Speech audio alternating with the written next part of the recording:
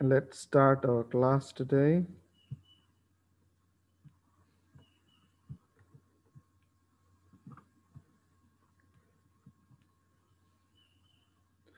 Today's topic is polymerization techniques. Okay, so polymerization technique and polymerization mechanism, these are very similar terms, isn't it? Very similar. Looks like same, but they are two different subjects. Uh, let's look at the introductory slide.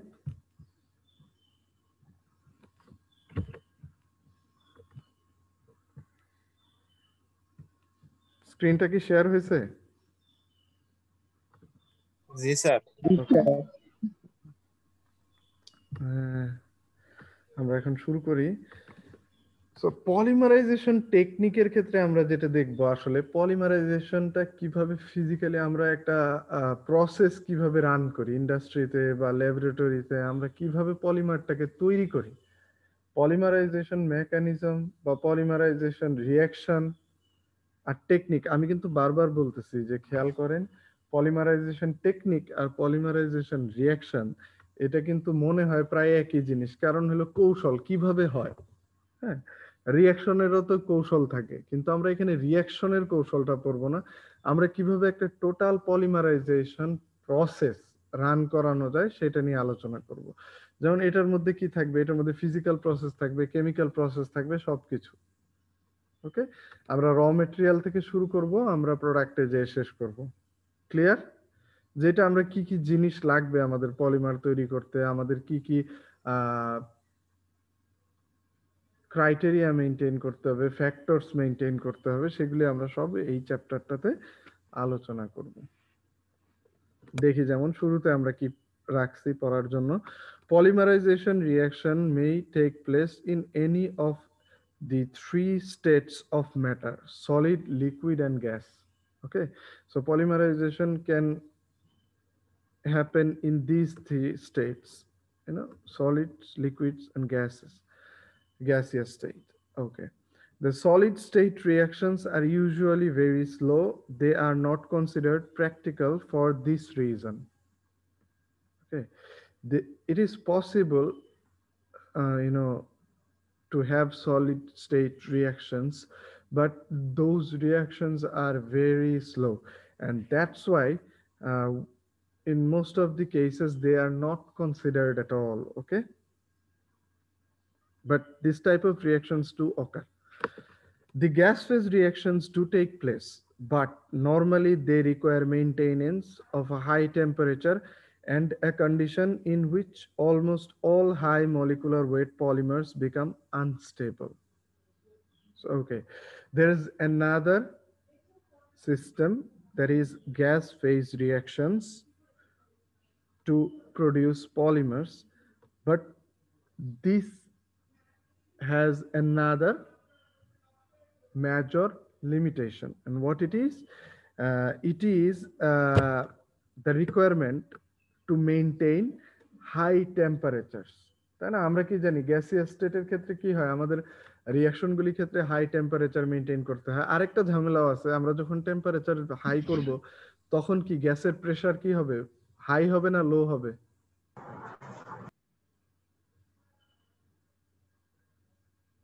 হুম, আমরা যদি গ্যাসের temperature sir temperature লো বুঝলাম না হবে, sir প্রশ্নটা। পারবে না কমবে? টেম্পারেচার লো আর প্রেসার হাই হবে।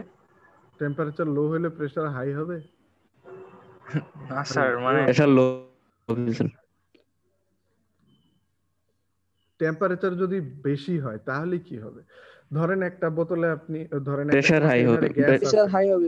হ্যাঁ, very good. Pressure pressure high হয়ে যাবে, আরো অনেক প্রেসার বাড়বে, কারণ কি গ্যাসের মলিকুলগুলি এমনি ছুটাছুটি করে, they have a very high amount of kinetic energy, and when you increase the temperature then the kinetic energy also increases. না, that's why the pressure increases a lot, অনেক বেশি বেড়ে যায়, তাই না? তো এখন সেটা একটা ঝামেলা। তাহলে আপনার যদি টেম্পারেচার বাড়ান, প্রেসার বাড়ায় দেয়, তাহলে আপনি ওইটাকে মেইনটেইন করা খুব কঠিন। এই জন্য গ্যাসিয়াস স্টেটের পলিমারাইজেশন সাধারণত তেমন একটা আমরা ব্যবহার করি না। ঠিক আছে, এটাই বলছে এখানে।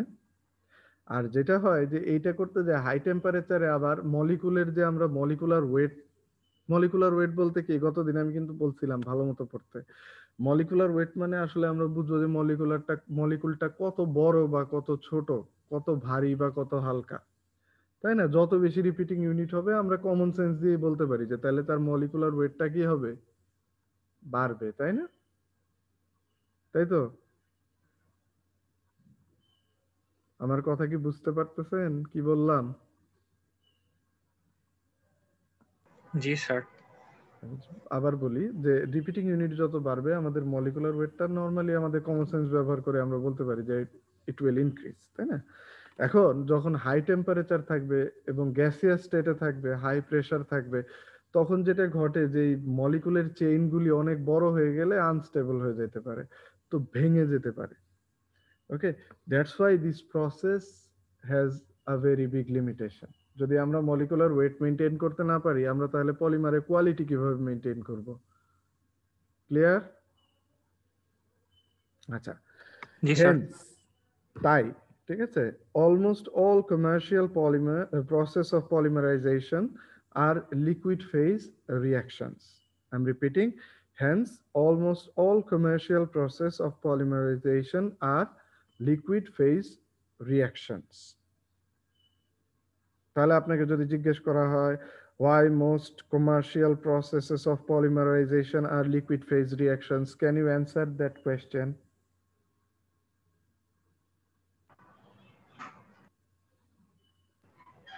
জি জি স্যার।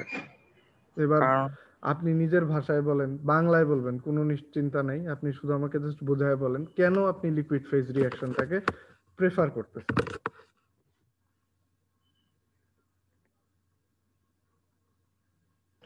স্যার এখানে বলছে গ্যাস ফেজ স্যার হচ্ছে মানে গ্যাস ফেজে স্যার হাই টেম্পারেচার লাগে। আপনি জাস্ট পয়েন্ট আউট করেন, প্রথমে সলিড ফেজ, তিনটা ফেজে রিঅ্যাকশন হতে পারে। জি স্যার, তিনটা ফেজ, সলিড, তারপর সলিড হচ্ছে ফেজ, লিকুইড। তাহলে সলিড ফেজে কি প্রবলেম? স্যার সলিড রিঅ্যাকশন ফেজে রিঅ্যাকশন অনেক স্লো। রিঅ্যাকশন অনেক স্লো হয় সলিড ফেজ রিঅ্যাকশনে, আবার Then রিঅ্যাকশনের রেট স্লো। আর লিকুইড গ্যাসিয়াস ফেজ রিঅ্যাকশনে কি আমাদের যেহেতু হাই টেম্পারেচার ইউজ করতে হবে, সেটা কি আমাদের হাই মলিকুলার ওয়েট পলিমারের জন্য ক্ষতিকর। ঠিক আছে, আমরা high molecular weight ultimately polymer হিসেবে পাবো না পলিমারকে। তো আমরা কি করতেছি, এই জন্য আমরা লিকুইড ফেজ পলিমার ব্যবহার করতেছি। কারণ কি, লিকুইড ফেজ পলিমারের ক্ষেত্রে আমাদের এই দুইটা প্রবলেম অনেক কম, এমন না যে নাই, লিমিটেশন নাই, কিন্তু যেটা খেয়াল রাখতে হবে যে এটাই লিমিটেশন ওই দুইটা ফেজের থেকে কম। That's why most of the commercial polymerization reactions are done in liquid phase liquid reactions. Phase ঠিক আছে, হ্যাঁ। তারপরে লিকুইড ফেজ রিঅ্যাকশনস কয় রকম হতে পারে? Very easy, homogeneous type, heterogeneous type. Homogeneous type কেন বলা হচ্ছে?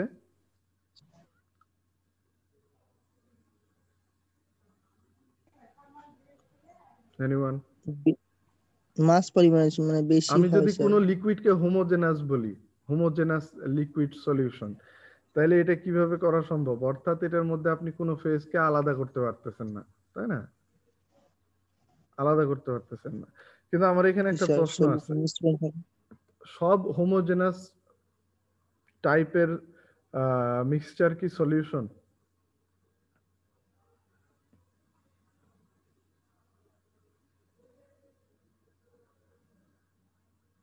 হুম, না স্যার। উদাহরণ দেন দেখি একটা। স্যার সম্পূর্ণ ভাবে ডিসলভড হলে ওটাকে কি স্যার হোমোজেনাস বলা হয়? যেখানে ফেজ আপনি আলাদা করতে পারবেন না, সব জায়গায় একই ভাবে একই প্রপোর্শনে থাকবে, স্যার যেমন স্যার, সলভেন্ট আর স্যার সলিউট। সংকর আয়নের সময় স্যার ওটাকে সলিউশন বলা হয় না স্যার? ওইটা তো এখানে আসেই নেই, কি বলতেছেন? এটা বলা যাবে না, এটা বলা যাবে না। ওইটা হলো রিঅ্যাকশনের ক্ষেত্রে, আপনি এইখানে কোনটা বলবেন?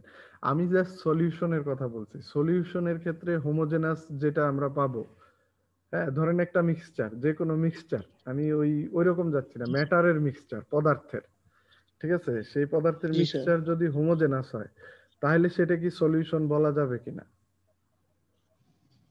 উম,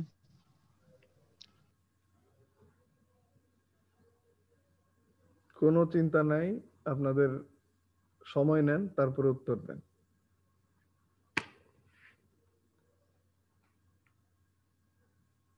স্যার বলা তো যাওয়ার কথা স্যার। ওকে, একটা অ্যান্সার পাওয়া গেল।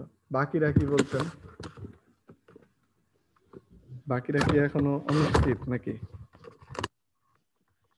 স্যার এখানে স্যার সলিউশন বলতে স্যার যদি দ্রবণ বা তাহলে দ্রবণ। তো স্যার হয় না স্যার, সলিউশন সব সলিউশন হয় না স্যার, সবগুলোকে সলিউশন বলা যায় না স্যার তাই? ওই হিসাবে। Are you sure? মনে হয় স্যার, মানে স্যার স্যার মনে যদি হচ্ছে স্যার স্যার। দ্রবণের মধ্যে দ্রব স্যার সমপরিমাণে সকল জায়গায় থাকে তাহলে তো অবশ্যই সলিউশন বলা যাবে স্যার। হ্যাঁ, এবার আমি যদি বলি কলয়েড কি সলিউশন? না স্যার, কলয়েড তো স্যার নিচে জমা হয়ে থাকবে স্যার। এই কলয়েড নিচে জমা হয়ে থাকে কে বললো? ব্লাড, তারপরে মিল্ক, তারপরে পেইন্ট, এগুলি কি নিচে জমা হয়ে থাকে? Sir homogeneous mixture maybe sir আমরা কোনো পার্টিকেলস স্যার ধরতে পারবো না কোনো, এটা স্যার এমন ভাবে মিশ্রণ হবে স্যার। হ্যাঁ, এটা এমন সম্ভব ভাবে মিক্সড হয়ে থাকবে যে এইখানে আলাদা করা খুব কঠিন। হ্যাঁ, হইতে পারে সে ফিজিক্যালি আলাদা। সলিউশনের ক্ষেত্রে যেটা হবে যে সলিউশন একদম মিক্সড হয়ে গেছে, ঠিক আছে, যেটাকে আর আলাদা করতে পারতেছেন না আপনি ফিজিক্যালি। ওকে, মানে এত ভালোভাবে হোমোজেনাসলি মিক্সড হয়েছে। কলয়েডের ক্ষেত্রে কি, যেহেতু কলয়েডের সাইজটা কি, কলয়েডের যে সলিউট পার্টিকেল তার যে সাইজ, সেটা কি সলভেন্টের যে মানে সলিউশনের যে সলিউট পার্টিকেল তার থেকে বড়, ঠিক আছে, এই জন্য মিক্সড হয়, কিন্তু একে সহজে আলাদা করা যায় বা বোঝা যায় যে এখানে আরেকটা ফেজ আছে, কিন্তু সেটা কিন্তু হোমোজেনাসলি মিক্সড হয়ে থাকে, অর্থাৎ সব জায়গায় সমানভাবেই মিক্সড হয়ে থাকে, কিন্তু কি না, সেটা সলিউশন না। এটা আপনি আশা করি একটা চ্যাপ্টার পাবেন, পড়বেন। কলয়েড একটা চ্যাপ্টার আছে তাই না? পলিমারেই তো পড়ার কথা নাকি? আগের সেমিস্টারে পড়ছেন? হুম। স্যার আগের সেমিস্টারে পড়ছি স্যার। এই তো। তাহলে এখানে তো ভালোভাবে পড়ার কথা, solvent, solute, solution, colloid, suspension, তাই না? জি স্যার। একটু একটু রিভাইজ হ্যাঁ, দিবেন semester মাঝে মধ্যে, একটু ইন্টারেস্টিং কোনো একটা, ধরেন যে ইউটিউবে ভিডিও দেখলেন বা কিছু এই রিলেটেড একটা, যে কোনো একটা ওয়েবসাইট থেকে আপনি একটু পড়লেন মাঝে মধ্যে, মুখস্থ করার জন্য যে এমন না, আপনার ইনফরমেশনটাকে শার্প রাখার জন্য আর কি। ওকে, যাই হোক, আমি আপনাদেরকে ইচ্ছা করে এই জায়গাটায় প্রশ্ন করছি কারণ আমরা যেহেতু হোমোজেনাস হেটেরোজেনাস টাইপ অফ পলিমারাইজেশনস নিয়ে আলোচনা করব, আমাদেরকে কনসেপ্টটা একটুখানি মাথায় ক্লিয়ার রাখতে হবে। আচ্ছা, এবার আসি heterogeneous type. Heterogeneous type of polymerisation কি হবে? যেখানে ফেজগুলি আলাদা থাকবে, ঠিক আছে। দেখেন উদাহরণ হিসেবে খুব সহজ উদাহরণ দেওয়া আছে, ইমালশন পলিমারাইজেশন, সাসপেনশন পলিমারাইজেশন, ঠিক আছে। সাসপেনশন পলিমারাইজেশন তো আমরা বুঝতেছি যে আলাদা ফেজ, এই জন্য হেটেরোজেনাস। এইবার খেয়াল করেন, হোমোজেনাস পলিমারাইজেশনের মধ্যে সলিউশন পলিমারাইজেশন বলছে। এবার ইমালশন পলিমারাইজেশন, ইমালশন কি কলয়েড তৈরি করে নাকি সলিউশন তৈরি করে?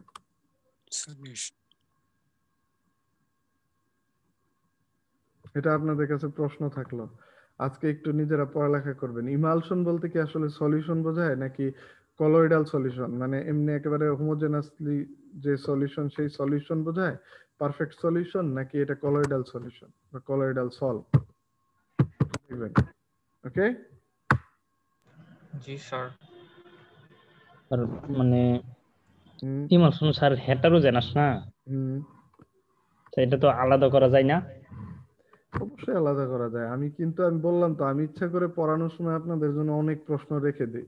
আমার সামনের ক্লাসে আমি এটা অবশ্যই স্যার আলোচনা করব, কলয়েডাল স্যার সলিউশনের কারণে ইমালশন হচ্ছে না সলিউশনের জন্য, সেটা সামনের ক্লাসে। কিন্তু আমি আজকে এখানে অনেকগুলি প্রশ্ন আপনাদের জন্য রেখে দিলাম, যে হোমোজেনাস টাইপ, এবং কি আমি মাঝে মাঝে কোড করি, কিন্তু ইচ্ছা করে কোডটা করি এমন যে সেটা ভুল না ঠিক আপনাকে খুঁজে বের করতে হবে, একটু মাথা খাটায় খুঁজে বের করবেন। ক্লাস রেকর্ডিং যখন শুনবেন তখন আবার খেয়াল করবেন যে স্যার যেটা বললো সেটা প্রথম ক্লাসে, এই জন্য আগেরটা আগে একটু দেখে নিলে ভালো হয় বা পড়ে নিলে ভালো হয়, যে স্যার যেটা বলে গেল সেটার সঙ্গে পরের লেকচারে মিলাচ্ছে কিনা বা সেটার উত্তর দিয়ে যাচ্ছে কিনা, যে আগেরটাই কোনো কারণে স্যার ইচ্ছা করে এটাকে মানে উল্টাটা বলে গেছে কিনা খেয়াল রাখবেন, ঠিক আছে? শুধু রিডিং পড়ে গেলে বিপদ। আচ্ছা, ওকে, আমরা যাচ্ছি ওই প্রত্যেকটা ডেফিনিশন, কনসেপ্ট ক্লিয়ার করার যা যা ব্যাপার আছে, এক্সাম্পলস, আমরা সেগুলি নিয়ে আলোচনা করব। তো প্রথমে আমরা যেটা দেখবো সেটা হলো পলিমারাইজেশন প্রসেস বা পলিমারাইজেশন টেকনিক। এটাকে we can divide it into two sections: homogeneous systems and heterogeneous systems, or you can say homogeneous techniques, heterogeneous techniques. Okay, homogeneous systems include key bulk polymerization and solution polymerization. Bulk polymerization আর solution polymerization. Bulk polymerization যদিও আজকেই আমরা পড়বো, তবুও আমি আপনাদেরকে just একটু বলে রাখি। বাল্ক পলিমারাইজেশন হলো একটা জেনারেল টাইপ, একেবারে নর্মাল টাইপের পলিমারাইজেশন, ঠিক আছে? আপনি সলভেন্ট দিলে, কি বলে, আপনার র মেটেরিয়াল হিসেবে মনোমার ইউজ করলেন, সেটা পলিমারে কনভার্ট হলো। এই বাল্ক বলার কারণ এটা যে এইখানে খুব একটা প্রিসিশন মেনটেন করা হয় না, ঠিক আছে? খুব একটা অ্যাকুরেসি মেনটেন করা হয় না, জাস্ট আপনি পলিমার মনোমারটাকে পলিমারে কনভার্ট করবেন খুবই সাধারণ একটা পদ্ধতিতে, এই জন্য এটাকে বাল্ক পলিমারাইজেশন বলা হয়। আচ্ছা, দ্য সেকেন্ড প্রসেস হলো সলিউশন পলিমারাইজেশন, ঠিক আছে? সলিউশন পলিমারাইজেশন মানে কি, এখানে অবশ্যই সলিউশন ব্যবহার হবে। কিভাবে ব্যবহার হবে আমরা ডেফিনিশনে দেখব। আচ্ছা, এগুলি হলো হোমোজেনাস টাইপ অফ পলিমারাইজেশন। এবার আসবে হেটেরোজেনাস টাইপ অফ পলিমারাইজেশন। এখানে কি কি আছে? সাসপেনশন আছে, ইমালশন আছে, প্রিসিপিটেশন আছে, ইন্টারফেশিয়াল সলিউশন আর পলিকন্ডেনসেশন আছে। প্রথমটা হলো সাসপেনশন। আমরা জানি তো সাসপেনশন মানে কি, এটা মিক্সড হয়ে থাকবে না এমন একটা সিস্টেম, যাকে আবার কি আপনি এক্সটার্নাল ফোর্স বা এক্সটার্নাল অ্যাপারেটাস ইউজ করে সেটাকে মিক্স করে তারপরে কাজ করবেন। আচ্ছা, দেন সেকেন্ড ওয়ান হলো ইমালশন পলিমারাইজেশন। এটা তো আমি বলছি, আপনাদের নিজেদের একটুখানি দেখতে হবে ইমালশন কি, কলয়েডাল সল নাকি সলিউশন। ওকে স্যার, এটা কি জোর করে মিশাইতে হয় স্যার? ইমালশন এমন কিছু স্যার? মানে মিশতে চায় ইমালশনের না উদাহরণ কি আছে? স্যার, পানি তেল এরকম। স্যার সরি স্যার, ভুলে গেছি। আরে বলতে তো ভয় নাই, সরি বলার কি আছে, আপনি বলছেন, ভুল হইলে ভুল ইমালশন হইতেই মানে পারে। স্যার হুম? দুইটা লিকুইড স্যার, এদেরকে মিক্স করলে এটা মিক্স হয় না, আবার পরবর্তীতে আগের মতো আলাদা হয়ে যায় স্যার, এমন কিছু ছিল মেবি এটা স্যার। ইমালশন। যদি আলাদা হয়ে যায় তাহলে ইমালশন কি আমরা নরমালি কি আলাদা অবস্থায় পাই? Are you sure? Okay, tension নেওয়ার দরকার নেই, আমি তো বললাম যে আপনাদের কাছে যথেষ্ট সময় থাকবে, আপনারা সামনের ক্লাসে এটা একটুখানি পড়ে তারপরে আসবেন। ওকে, স্যার, দুধ কি ইমালশন না স্যার? হ্যাঁ, দুধ দুধ এটাকে বেচারা অ্যান্সার দিতে তো আটকায় গেছে।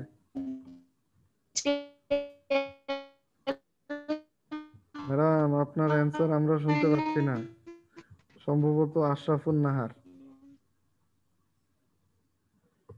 আপনার ওখানে নেট সম্ভবত কানেকশন আনস্টেবল, সেজন্য উত্তর শুনতে পাচ্ছি না। ওকে, যাই হোক, আপনার উত্তর না হয় আপনি চ্যাট বক্সে লিখে দিতে পারেন যেটা বলতে চাচ্ছেন।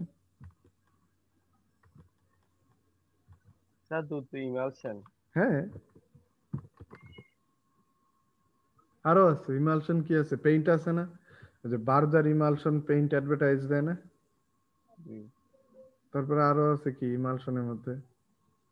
ওয়াটার ফ্যাট অনেক রকম বাটার। ওষুধ আছে আমাদের ইমালশন।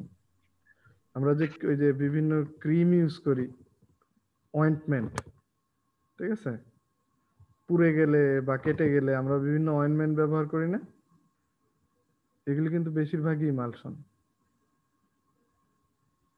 ওকে, দেখবেন লেখা আছে ইমালশন ওই টিউবের গায়ে। সেটা খুঁজে বের করবেন।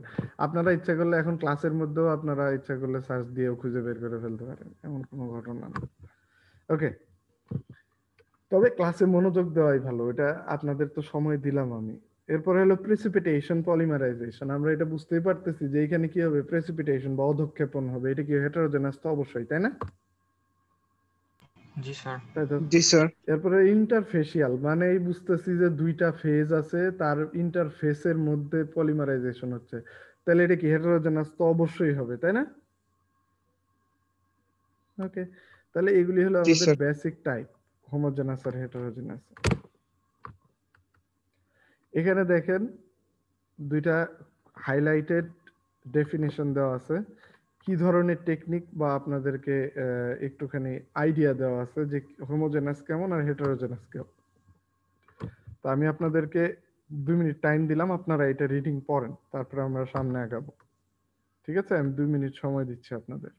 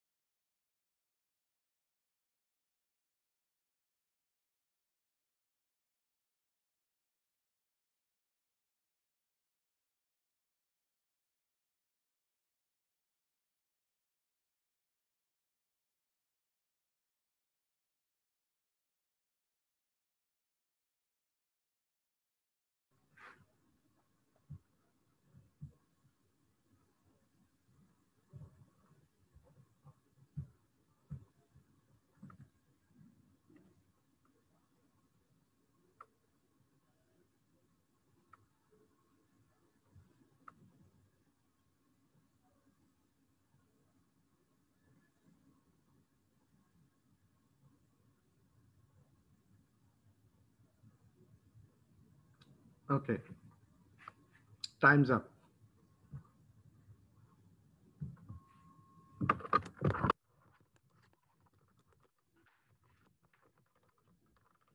So what's homogeneous type of polymerization?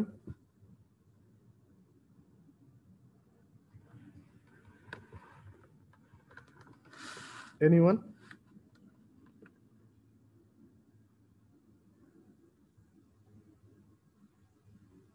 বলেন,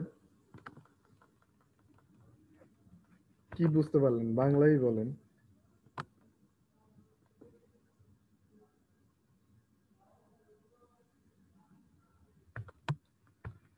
কি ব্যাপার, উত্তর নাই কেন?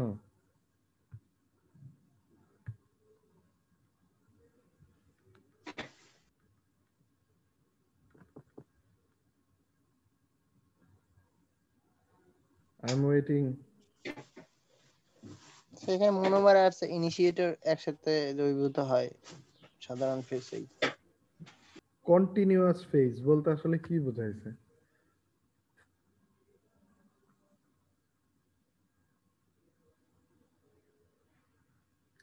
আমরা সাধারণত একটা মিক্সচারে যেটা হয় যে হতে পারে যে কন্টিনিউয়াস, যদি মিক্সচার ধরি তাহলে একটা ফেজকে আমরা ধরে নিতে পারি কন্টিনিউয়াস, যেটা একদম সব জায়গায় ছড়ায় আছে। আর ডিসকন্টিনিউয়াস ফেজ বলতে আমরা বুঝতে পারি যেখানে আরেকটা ফেজ সেই কন্টিনিউয়াস ফেজের মধ্যে ছড়ায় আছে। ঠিক আছে? তো কেমন হতে পারে, সাধারণত আমরা যখন মিক্স করি দেখা যায় যে 50-50 মিক্সচার খুব রেয়ার কেস। আমরা যদি একটা জিনিসকে কম নেই আরেকটা জিনিসকে বেশি নেই, যে জিনিসটা বেশি সেটা কি চারদিকে সব জায়গায় ছড়ায় থাকে, বেশিরভাগ ক্ষেত্রে এই জন্য এটাকে কন্টিনিউয়াস ফেজ বলা হয়। একদম সব জায়গায় ছড়ানো, সব জায়গায় আছে। তার মধ্যে হতে পারে যে আমরা যদি কম জিনিসকে ছড়িয়ে দেই, যেটা পরিমাণে কম, সেটা কি হবে ওই বেশি জিনিসটার মধ্যে মধ্যে কি যে থাকবে। তাই সেই জন্য ওটাকে বলা হয় ডিসকন্টিনিউয়াস Continuous ফেজ। phase. আচ্ছা, Al- এখন already continuous. কিছু বলছেন,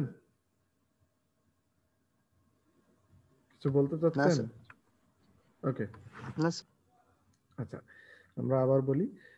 এখন তাহলে আমাদের যেটা খেয়াল করতে হবে, এখানে দুইটা ব্যাপার হতে পারে, যে আমরা যে মনোমারটা ব্যবহার করতেছি তার মধ্যে আমরা যদি ফ্রি রেডিক্যাল বা যে কোনো পলিমারাইজেশন হয়, আমরা বিভিন্ন রকমের উপাদান ব্যবহার করি।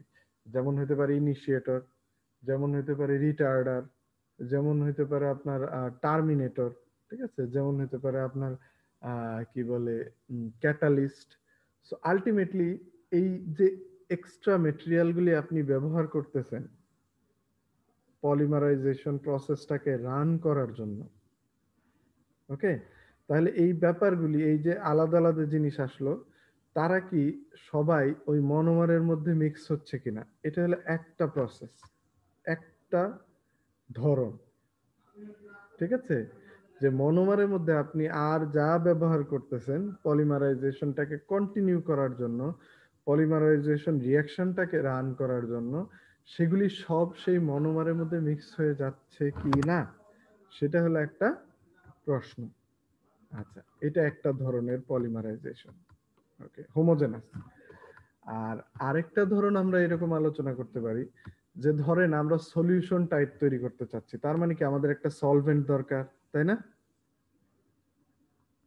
তাই তো, সলভেন্টের মধ্যে আমরা মনোমারটাকে অ্যাড করব। ক্লিয়ার? অর্থাৎ মনোমারটা নিজে নিজে বিক্রিয়া করতেছে না, এর একটা কারণ আছে, সেটা আমি এখন বলবো। যে আমরা যে ইনিশিয়েটর, আমরা যে রিটার্ডার, অথবা আমরা যে টার্মিনেটর, অথবা আমরা যে আদার ইনগ্রেডিয়েন্টস পলিমারাইজেশনের জন্য প্রয়োজন, সেটা যে অ্যাড করতেছি, অ্যাডিটিভস অ্যাড করতেছি, সেগুলি কি পলিমারটা যে মনোমার, সেই মনোমারে দ্রবীভূত হয় না, সুতরাং মনোমারের সাথে বিক্রিয়া করতে পারতেছে না। ঠিক আছে, এটা একটা শর্ত।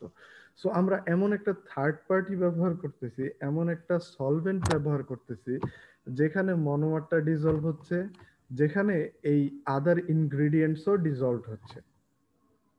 ক্লিয়ার? তাহলে আমরা একটা কমন সলিউশন পাচ্ছি। আন্ডারস্ট্যান্ড? জি স্যার। ওকে, তাহলে এটাও কিন্তু হোমোজেনাস টাইপের পলিমারাইজেশন হতে পারে, অর্থাৎ একটা আমরা সলভেন্ট ছাড়া পলিমারাইজেশন করতে পারি হোমোজেনাসে, আরেকটা কি সলভেন্ট দিয়ে আমরা পলিমারাইজেশন করতে পারি। ওকে, তবে সবগুলির একটাই শর্ত, যে এখানে যেহেতু একই ফেজে আসতে হবে, তাই এরা সবাই একটা আরেকটার সাথে কি মিশে যেতে হবে। That's why it is called কি হোমোজেনাস টেকনিক। ওকে, আচ্ছা, এবার আসেন হেটারোজেনাস পলিমারাইজেশন টেকনিক। এইখানে খেয়াল করবেন কি হেটারোজেনাস, এটা কি পড়ছেন? এখানে monomer and initiators are insoluble in continuous phase. এখানে আসলে কন্টিনিউয়াস ফেজ বলতে আমরা কি বুঝতেছি? আমাদের এখানে যেহেতু হেটারোজেনাস পলিমারাইজেশন, অবশ্যই মনোমারগুলির সাথে এমন একটা কিছু থাকতে হবে যারা কি পরস্পর ইনসলিউবল, অর্থাৎ একটা আরেকটার সাথে মিশবে না।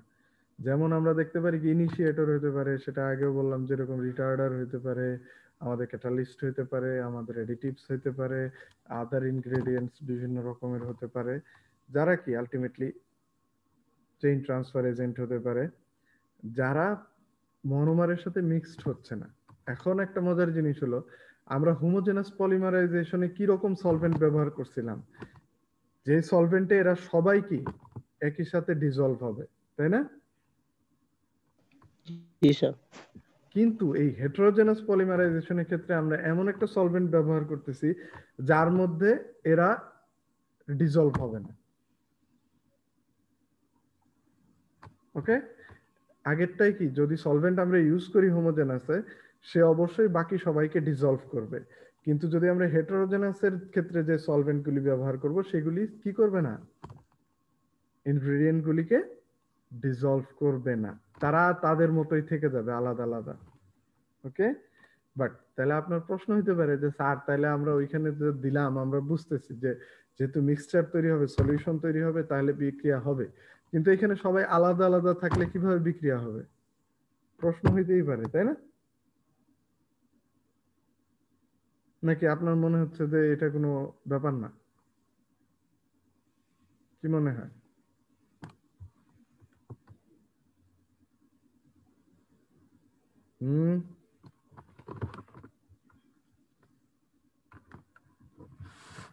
কি মনে হয়?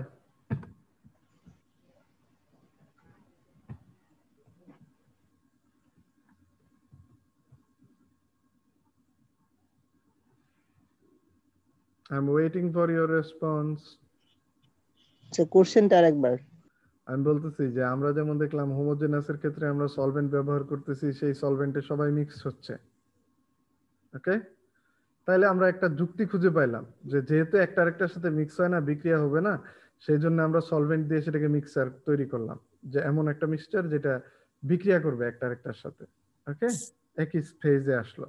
কিন্তু হেটেরোজেনাসের ক্ষেত্রে আমরা কি দেখতেছি, এমন একটা সলভেন্ট আমরা ব্যবহার করতেছি যার মধ্যে ইনগ্রেডিয়েন্টস গুলি আলটিমেটলি ডিসলভ হবে না। তাহলে আমার উদ্দেশ্য কি, এটা একটা প্রশ্ন হইতে পারে তো নাকি? না এই প্রশ্ন আপনাদের মনে হচ্ছে না, আপনারা অ্যানসারটা জানেন? তাহলে আমরা কেন এমন একটা সলভেন্ট ব্যবহার করব যে এরা পরস্পরের সাথে মিক্সড হবে না? প্রশ্ন করা যায় কিনা? জি স্যার। জি স্যার। অবশ্যই। হ্যাঁ, এখন তাহলে এটা কেন করা হচ্ছে আসলে, আপনার কি মনে হয়?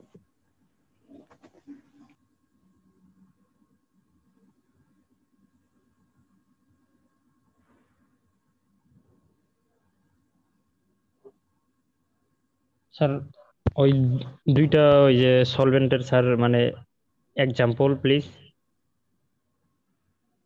যে কোনো এক্সাম্পল হতে পারে, দুইটাই ওয়াটার হতে পারে। আপনি ওয়াটার সলভেন্টের ক্ষেত্রে দুইটাই ওয়াটার নিলেন, আগেরটায় ওয়াটারে সব মনোমার ইনিশিয়েটরেরা সলিবল হবে, পরেরটায় ওয়াটারে মনোমার ইনিশিয়েটর সলিবল হবে না। আমি বলতেছি যে আসলে তাহলে আমরা কেন এরকম দুই রকম ব্যবহার করতেছি, কি হতে পারে কারণ? হেটারোজেনাসে গেলে আসলে আলটিমেটলি আমার লাভটা কি, এটাই আমি বলতে চাচ্ছি।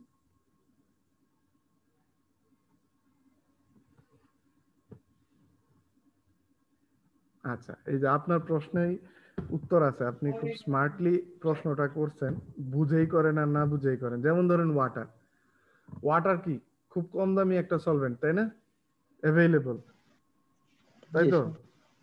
আমরা সলভেন্ট হিসেবে কিন্তু প্রচুর পরিমাণে ওয়াটার ব্যবহার করতে পারি অন্যান্য সলভেন্টের থেকে, তাই না? জি স্যার। এখন আপনার মনোমারটা এমন হলো যে এটা ওয়াটারে সলিবল, তাহলে আপনি হোমোজেনাসে যাচ্ছেন, হোমোজেনাস সিস্টেমে। আর যদি এমন হয় যে এটা ওয়াটারে ইনসলিবল, তাহলে আপনি কি সিস্টেমে যাচ্ছেন? হেটেরোজেনাস। হ্যাঁ, এখন আপনি কি আলটিমেটলি পলিমার তো তৈরি করবেন প্রোডাক্ট হিসেবেই নাকি? পলিমার কি কমার্শিয়াল প্রোডাক্ট হিসেবেই সাধারণত আমরা তৈরি করি, না হলে তার তেমন একটা পলিমার আমরা ওইভাবে খুব একটা অন্য কাজে ধরেন একেবারে মানবতার উন্নয়নে খুব কমই ব্যবহার হয়, বেশিরভাগ কি হয় কমার্শিয়াল অর্থাৎ বাণিজ্যিক কারণে তৈরি হয়, তাই না? চাহিদা আছে পলিমারের, বিভিন্ন রকম প্রোডাক্ট তৈরি করা যায়, মার্কেট ডিমান্ডের জন্য আমরা পলিমারকে তৈরি করি বিভিন্ন রকমের।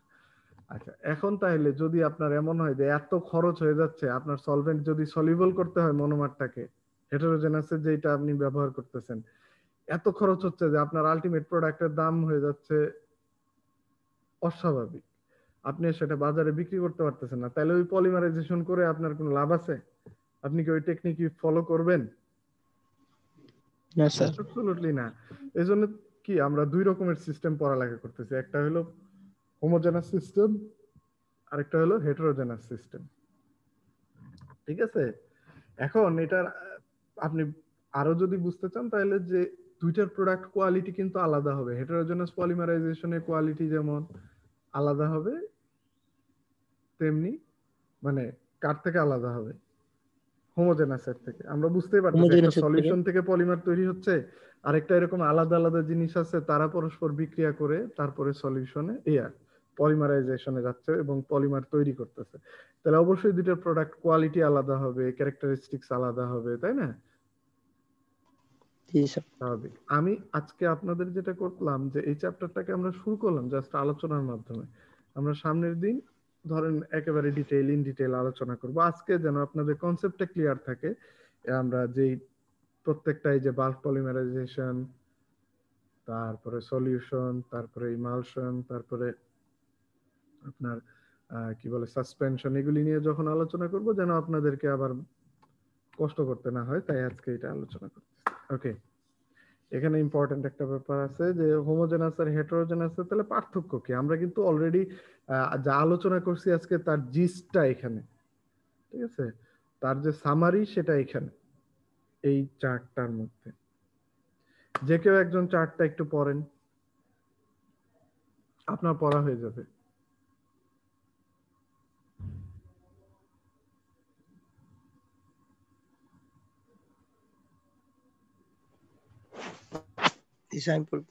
পড়েন।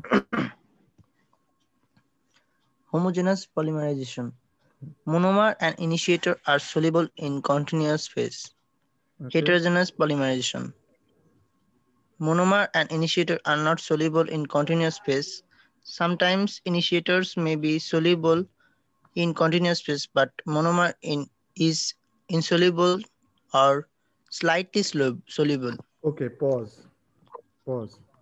আমি এবার একবার বলি, এখানে তাহলে কি বললো ওরা, অবশ্যই হোমোজেনাস সেলে মনোমার এবং ইনিশিয়েটর কি হবে, কন্টিনিউয়াস ফেজে সলিবল হবে। এখন আমি কিন্তু বারবার বলছি, এটা খেয়াল রাখবেন, কন্টিনিউয়াস ফেজটা হোমোজেনাসের ক্ষেত্রে মনোমার নিজেই হইতে পারে, যে মনোমারের মধ্যে সবকিছু সলিবল হয়ে যাচ্ছে, আবার এমন হইতে পারে যে আরেকটা সলভেন্ট ব্যবহার করতেছেন যার মধ্যে মনোমার ইনিশিয়েটর সবাই সলিবল। ঠিক আছে, আর হেটেরোজেনাসের ক্ষেত্রে কোনো ঝামেলা নাই। যদি ইনিশিয়েটর ওয়াটারে সলিবল, বা ওয়াটার বলতেছি আমি, সলভেন্টে সলিবল, ওয়াটার একটা হইতেই পারে সলভেন্ট, যে সলভেন্টে সলিবল বা কন্টিনিউয়াস ফেজে সলিবল, কিন্তু মনোমার কখনোই কন্টিনিউয়াস ফেজে সলিবল হবে না।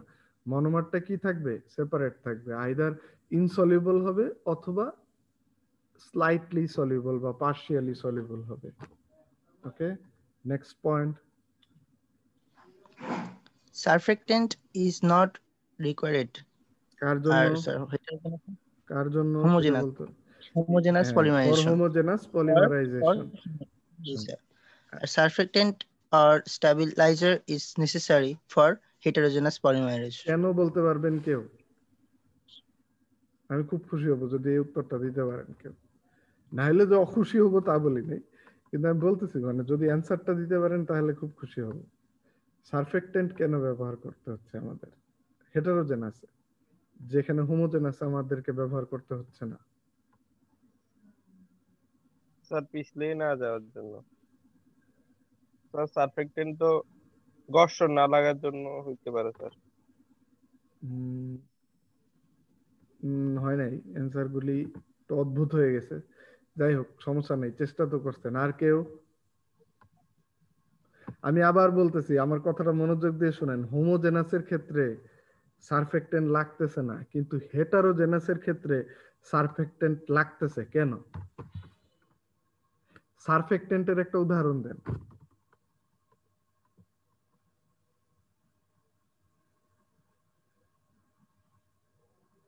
You are smart people, answer me please, quick.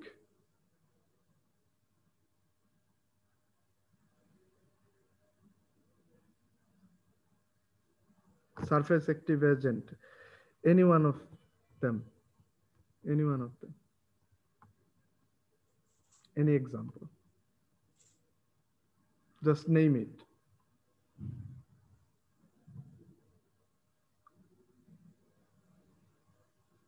Surface active agent তো আপনি কত কিছুই বলতে পারেন, সাবান, কম্পাউন্ড, ডিটারজেন্ট, কি অবস্থা?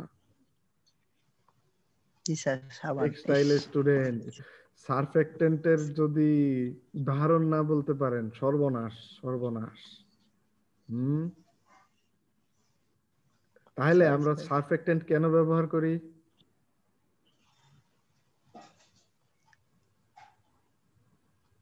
আমি যেগুলি উদাহরণ দিলাম এটাই কি বলেন কেন ব্যবহার করি? সাবান, ডিটারজেন্ট কেন? ময়লা ময়লা দূর করার জন্য। টেক্সটাইল, আমি কিন্তু বারবার বলতেছি you are going to be textile engineers, ঠিক আছে? আপনাদেরকে এসব প্রশ্নের উত্তরে যদি কনফিডেন্স না থাকে তাহলে তো বিপদ। যদি আপনি বলতে পারেন স্যার আমি তো ফার্স্ট ইয়ারের স্টুডেন্ট, বাট ফার্স্ট ইয়ারের স্টুডেন্ট নাই, আপনি ক্যারিয়ার শুরু করে দিচ্ছেন, আপনি ইঞ্জিনিয়ারিং যেদিন থেকে স্টার্ট করলেন এটা আপনি ওই প্রফেশনেই এক পা দিয়ে রাখলেন, ঠিক আছে? আপনি যত পারেন আপনি ইনফরমেশন নিয়ে নেবেন, ঠিক আছে? এখন এই যে ময়লাটা আমরা কাপড় থেকে দূর করি, ময়লাটার ক্যারেক্টারিস্টিক্স কি, নেচার কি? অয়েলি নাকি হাইড্রোফিলিক? অয়েলি। অয়েলি। এখন নরমাল পানি দিয়ে ধুইলে কি এই ময়লা পরিষ্কার হয়? না। তাহলে আমরা এই জন্য কি ব্যবহার করি? সাবান, তাই না? জি স্যার। যাতে পানির সাথে সাবানের কি হয়, কারণ ময়লাটা এরপরে কোথায় চলে যায় কাপড় থেকে উঠে? পানিতে, সারফেসে ভাসতে থাকে। স্যার তাহলে স্যার ভিনেগারও কি সারফেক্টেন্ট হবে? কিভাবে?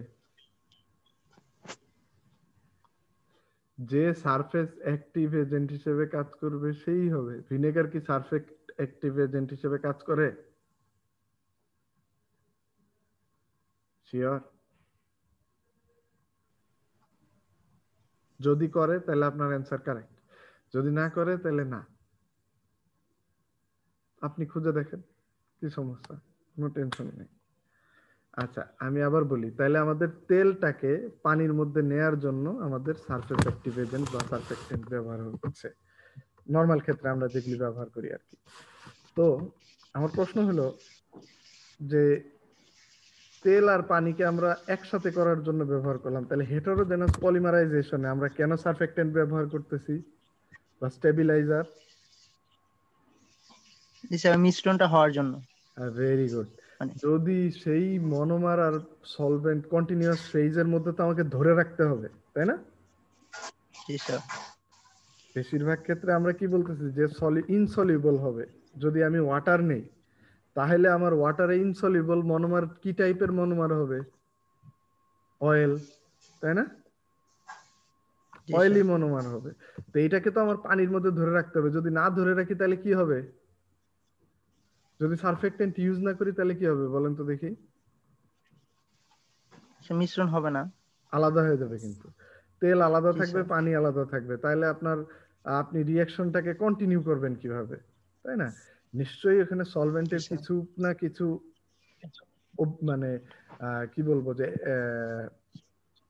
অ্যাকশন আছে, সেটা কিছু না কিছু সলভেন্টের গুরুত্ব আছে, না হলে তো আর সলভেন্ট আমরা ইউজ করতাম না। সলভেন্ট বলতেছি কন্টিনিউয়াস ফেজ আমরা ইউজ করতাম না, তাই না?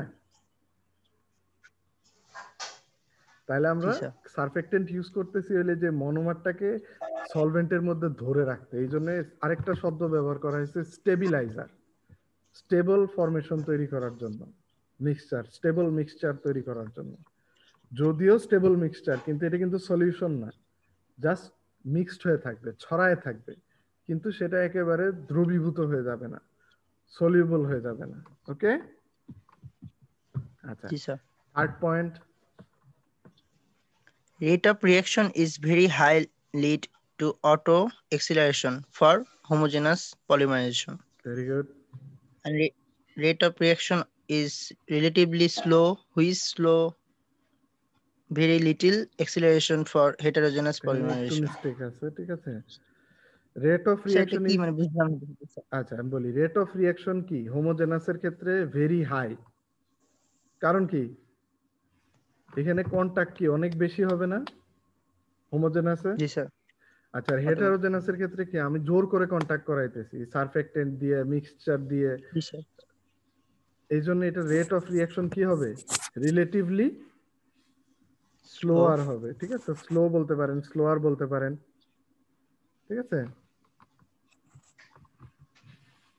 স্যার আসলে হুইচ স্লো আমি ঠিক ভেরি করতেছি, লিটল, উইথ এটা কি? স্লো হবে না, এটা অ্যালাও লিখে দিতে পারে।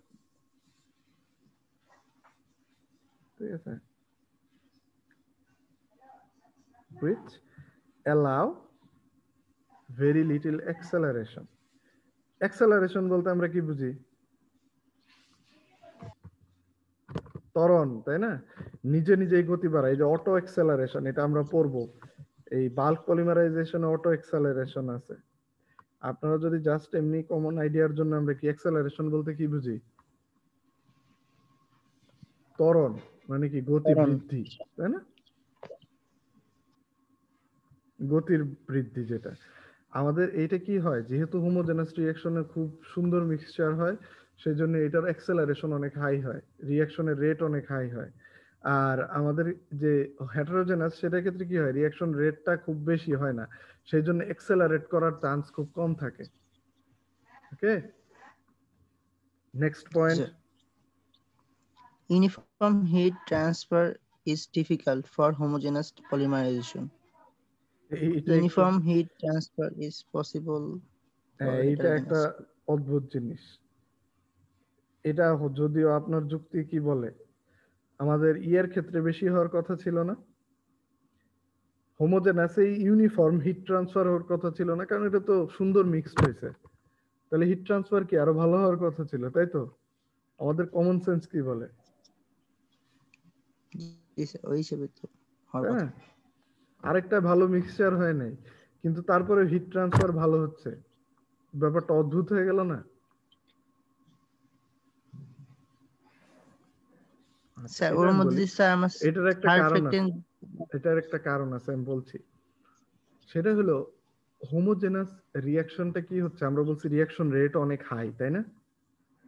খুব দ্রুত রিঅ্যাকশন হবে।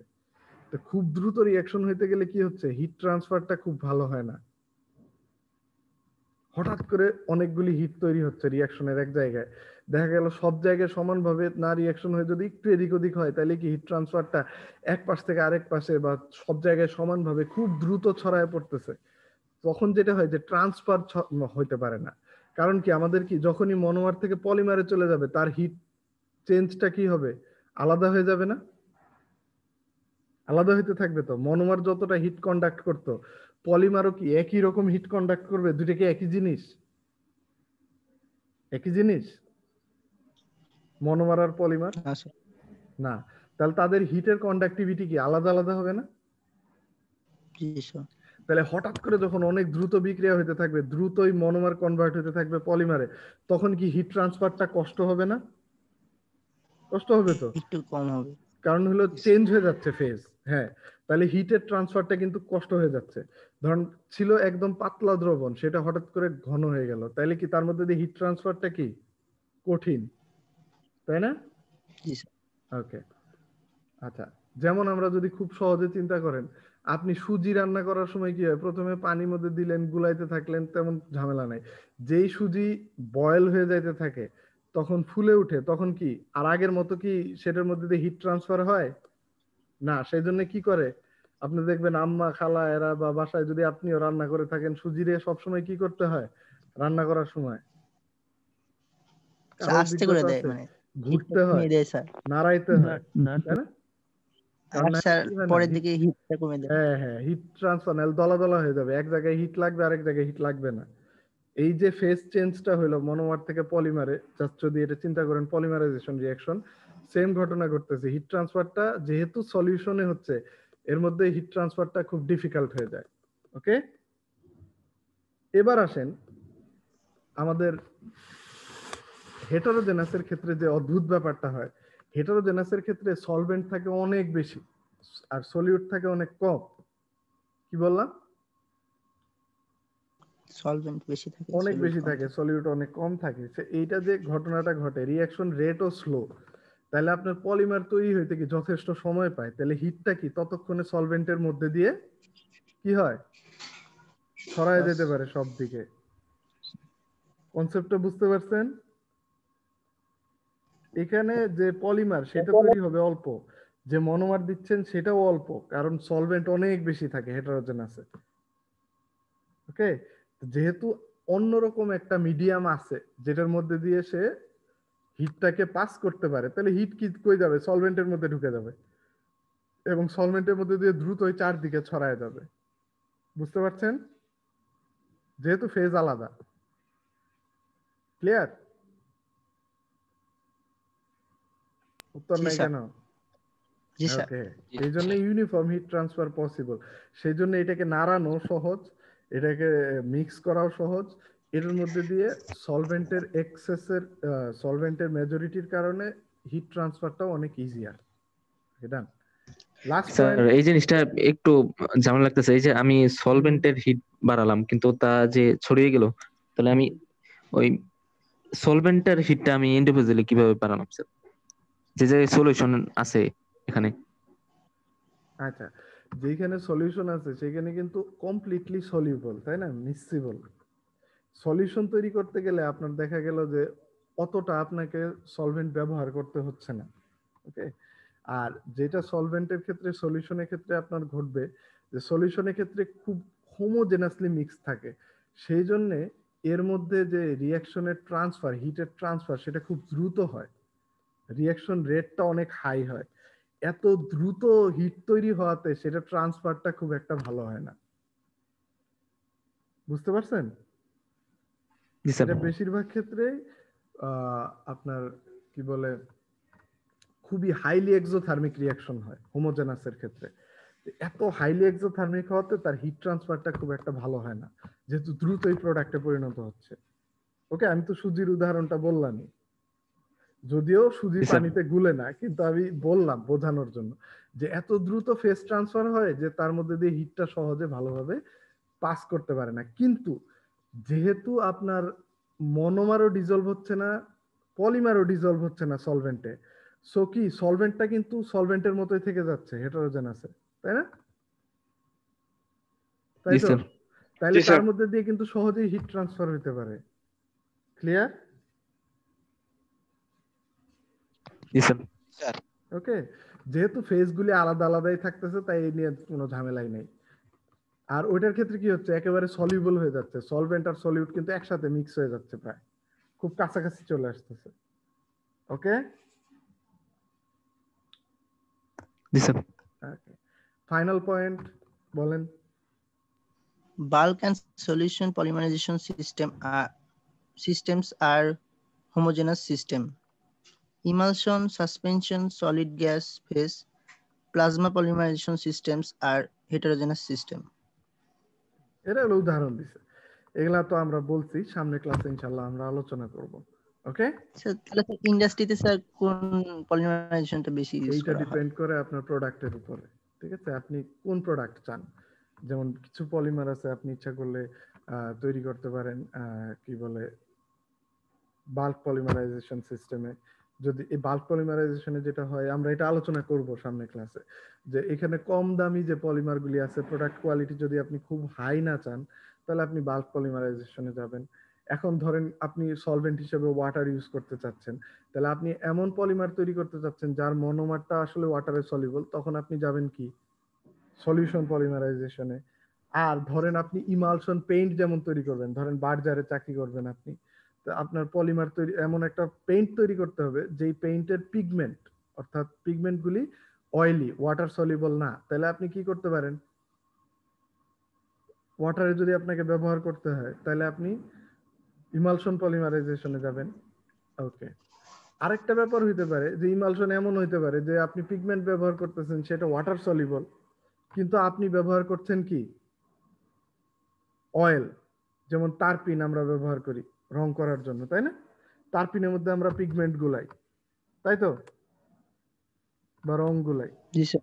ওটা অয়েলি। তার মানে আপনার এমন হইলো যে আপনি যেই রংটা গুলাচ্ছেন সেটা ওয়াটার সলিবল, কিন্তু আপনি সেটাকে অয়েলে দিয়ে নিচ্ছেন যাতে আপনার ক্ষেত্রে শেডটা ভালো আসে, কালারটা ব্রাইটনেসটা ভালো আছে, ঠিক আছে, শাইন ধরে রাখতে পারে। এগুলি হলো আপনার প্রোডাক্ট কোয়ালিটির উপরে ডিপেন্ড করে, ঠিক আছে। যেমন কলমের কালি কি এক রকমের সাসপেনশন, তো তাই না, হতে পারে সাসপেনশন, হতে পারে কলয়েড, হতে পারে। এটা আপনি কি ধরনের কালি তৈরি করতে চাচ্ছেন তার উপরে নির্ভর করে আপনি প্রোডাক্ট তৈরি করবেন। ক্লিয়ার? স্যার হোমোজেনাস পলিমারাইজেশন মূলত আমরা ওই যে সলিউশনটাকে হিট দিতেছি না স্যার? মূলত সলিউশনই করা হয়, তবে আমি বললাম যে বাল্ক পলিমারাইজেশনও অনেক ক্ষেত্রে তৈরি করা হয়। তো বাল্ক পলিমারাইজেশনে প্রোডাক্ট কোয়ালিটি খুব একটা কন্ট্রোল করা যায় না, সেই জন্য ওইটার মানে হাই কোয়ালিটি পলিমার তৈরি করতে খুব একটা ব্যবহার হয় না। কমার্শিয়াল পলিমারাইজেশনের ক্ষেত্রে বেশিরভাগ ক্ষেত্রে আপনার হেটেরোজেনাসটাই বেশি মানে ইউজ করা হয়, কারণ এটাতে প্রোডাক্ট কোয়ালিটিটা মেইনটেইন করা অনেক সহজ হোমোজেনাসের থেকে। আর স্যার হেটারোজেনাসে তো এই সলিউশন মানে সলভেন্ট আর একসাথে স্যার আরেকটা না কি বলছিলেন থাকে? সলভেন্ট সলিউট মানে মনোমার থাকলো, সলিউট তো না, ওইখানে আপনি যেটা ইউজ করতেছেন সলিউটও বলতে পারেন, মনোমার থাকতে পারে, ইনিশিয়েটর থাকতে পারে, কেন একটা সলভেন্ট আর একটা ধরলাম আমরা। আর স্যার সলভেন্টের পরিমাণ তো স্যার এখানে বেশি স্যার, বেশি থাকে কারণ আমরা তো এখানে হ্যাঁ তাহলে স্যার হ্যাঁ তাহলে স্যার সলভেন্টের মধ্যে যে আমি সলিউটটা রাখলাম, আমি হিট দিলে তো আমার সলভেন্টটা আগে হিট হইতেছে স্যার, তাহলে ওই যে বলছিলেন যে সলিউট থেকে হিটটা সলভেন্টে ট্রান্সফার হয় না। সলভেন্ট প্রত্যেকেরটা আলাদা আলাদা, মনোমারের হিট ক্যাপাসিটি আলাদা, সলভেন্টের হিট ক্যাপাসিটি আলাদা, হিট কন্ডাক্টিভিটি আলাদা। হ্যাঁ আপনি যেটা বলতে পারেন যে জি স্যার এটা যদি লিকুইড হয় আমাদের সলভেন্ট, তাহলে ধরলাম আমরা মনোমার যেটা ব্যবহার করলাম ওটাও তো লিকুইড হইতেই পারে, তাই না। এখন মনোমার থেকে যখন পলিমারে কনভার্ট হচ্ছে তখন ধরলাম আমরা যে হিট ট্রান্সফার চেঞ্জ হচ্ছে, কিন্তু সেই হিটটা কোথায় পাস করবে, মনোমার বা পলিমার, রিঅ্যাকশনের হিটটা কোথায় যাবে, সলভেন্টে, তাই না। সলভেন্ট তো সলভেন্টের মধ্যে আছে, সুতরাং টেনশন নাই, সলভেন্টের মধ্যে দিয়ে হিট চারদিকে ছড়াবে। আচ্ছা স্যার আমরা কি ওই যে মানে সলভেন্ট আর এই সলিউট এই দুইটা একসাথে রেখে স্যার বাইরে থেকে হিট দিতেছি না স্যার? হ্যাঁ বাইরে থেকেও হিট দিচ্ছে না, আবার নিজেরাও তৈরি করবে। ও তাহলে স্যার মানে এখানে ধরলাম আমি যদি পানির কথা চিন্তা করি, পানিতে আমি কোন একটা সলিউট রাখলাম তো এটাকে হিট দিলাম, তাহলে তো স্যার আগে পানির তাপমাত্রাটা বাড়বে, বেড়ে পরে হ্যাঁ স্যার বেড়ে পরে সলিউটের তাপমাত্রা আস্তে আস্তে বাড়বে, কিন্তু এখানে তাহলে এখানে যদি আমি হিট দেই তাহলে আমার ওই সলভেন্টের তাপমাত্রা আগে বাড়তেছে, পরে সলিউটের তাপমাত্রা আস্তে আস্তে পানি ধরলাম পানি, তাহলে পানির তাপমাত্রা এমন তো কোনো সমস্যা নেই, একসাথেও বাড়তে পারে। পানির মধ্যে যদি ধরেন আপনি গুলান তাহলে আপনার একসাথেই তো হিট ট্রান্সফার হবে। হ্যাঁ আপনি বলতে পারেন যে স্যার পানি যদি নিচে থাকে পাত্রের গায়ে লেগে থাকে তাইলে সেটা আগে হিট লাগবে। এখন এমনও তো হইতে পারে যে ওই পার্টিকেলটা পাত্রের গায়ে লাগছে, এরা তো সবাই ছড়ায় আছে, তো কোনো সময় পানি পাত্রের গায়ে আছে, কোনো সময় ওই সলভেন্টের যে পার্টিকেল সলিউটের পার্টিকেল সেও থাকতে পারে। এটা তো আর এমন কোনো নির্দিষ্ট করা নাই যে পানি চারদিকে থাকতে হবে আর ওইটা পাত্রের গায়ে লাগতে পারবে না, এটা কি বলা আছে কোথাও? এখানে তো না স্যার।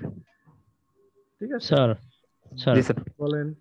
তাহলে স্যার হোমোজেনাসে স্যার মানে কম ভালো কোয়ালিটির প্রোডাক্ট তৈরি করে, হেটারোজেনাসে বেশি ভালো। ধীরে ধীরে ধীরে সুস্থে, কম ভালো না, আমাদের কোয়ালিটি মানে স্যার কম কন্ট্রোল কোয়ালিটি, বলছি আমি, যে কন্ট্রোলটা হেটারোজেনাসের ক্ষেত্রে বেশি হোমোজেনাসের থেকে।